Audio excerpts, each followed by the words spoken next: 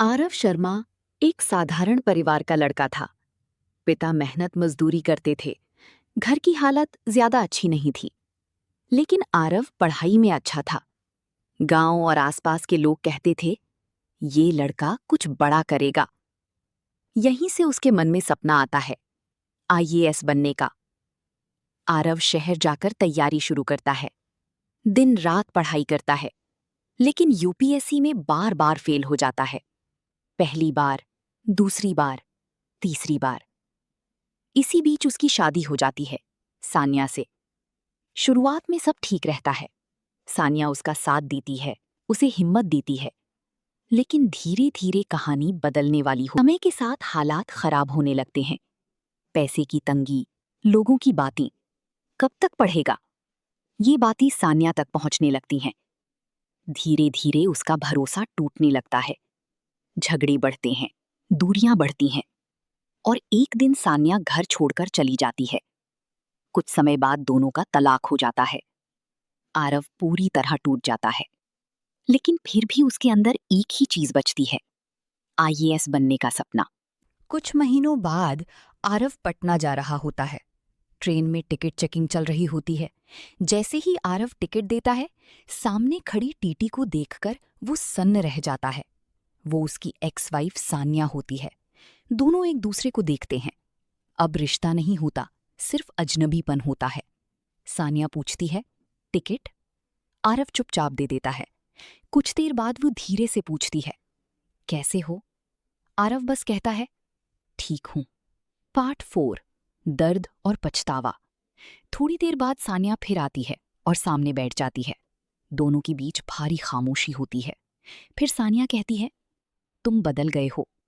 आरव जवाब देता है, हालात बदल देते हैं। फिर सानिया रोती हुए कहती है, उस दिन मैं गलत थी, मैं डर गई थी। वो माफी मांगती है। आरव कहता है, माफ करने से अतीत नहीं बदलता।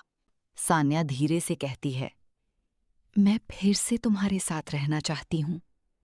आरव कुछ देर चुप रहता है, फिर कहता है, मैं आज भी तुम्हें चाहता हूं, लेकिन पहले मैं खुद को पूरा करना चाहता हूं। वो आगे कहता है, अगर मैं आईएएस बन गया और तब भी तुम चाहोगी, तभी हम फिर से साथ होंगे। सान्या कहती है, मैं इंतजार करूंगी अल्ट और मिलन। समय बीतता है। आरव मेहनत करता है और एक दिन वो आईएएस बन जाता है। जब वो सान्या को कॉल करता है, वो रोते हुए कहती है, मुझे पता था तुम कर लोगे। कुछ समय बाद दोनों मिलते हैं। अब कोई गुस्सा नहीं, सिर्फ समझ होती है। आरव कहता है, इस बार अधूरा नहीं छोड़ते। सानिया कहती है, मैं इंतजार में थी। और दोनों की नई शुरुआत होती है। आईएएस बनने के बाद आरव की जिंदगी बदल जाती है। अब उसके पास नाम, इज्जत और जिम्मेदारी सब कुछ होता है, लेकिन वो खुद को शांत रखता है। वो याद रखता है कि उसने ये सब क्यों शुरू किया था। दूसरी तरफ सान्या अपने काम में लगी रहती है, लेकिन उसकी दिल में अब भी एक सुकून नहीं होता, क्योंकि वो जानती है कि आरव ने खुद को साबित कर दिया है। आरव की पहली पोस्टिंग एक छोटे से शहर में होती है।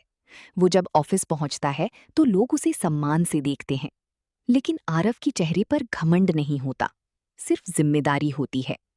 वो खुद से कहता है, अब असली परीक्षा शुरू हुई है।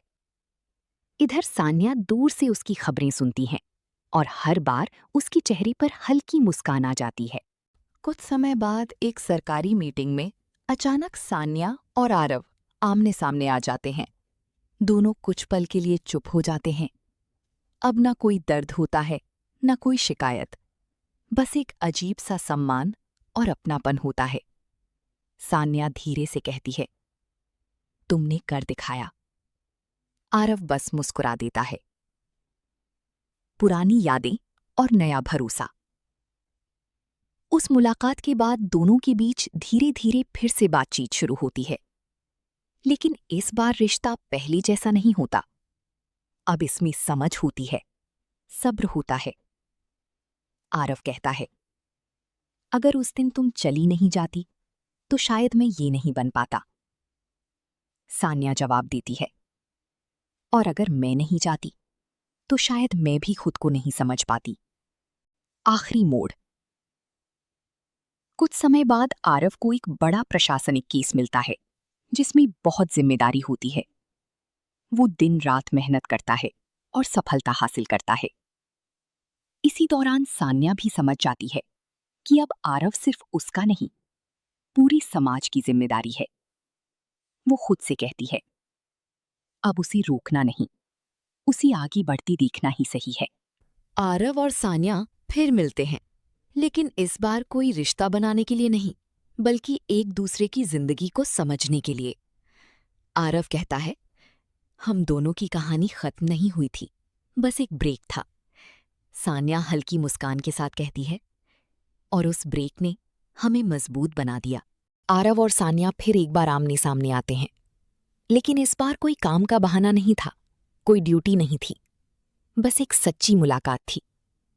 आरव एक फाइल लेकर खड़ा होता है और सामने सान्या। दोनों कुछ सेकंड तक बस एक दूसरे को देखते रहते हैं। न गुस्सा, न शिकायत, बस एक लंबा सा सन्नाटा।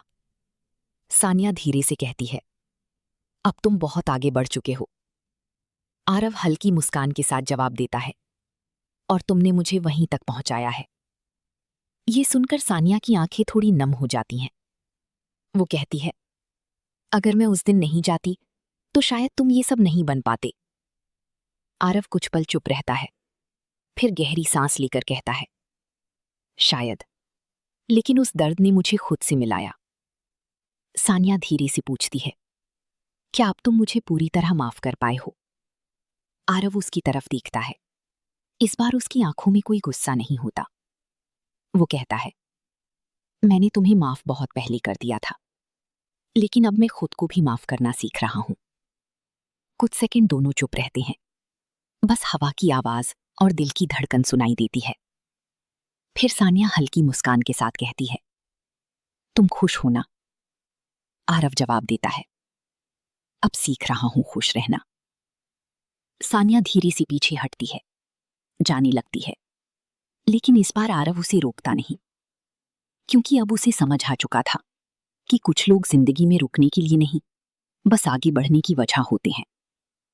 सान्या जाती जाती एक बार पीछे मुड़कर देखती है और हल्की सी मुस्कान देती है। आरव वहीं खड़ा उसे जाते हुए देखता रहता है, जब तक वो भीड़ में खो नहीं जाती।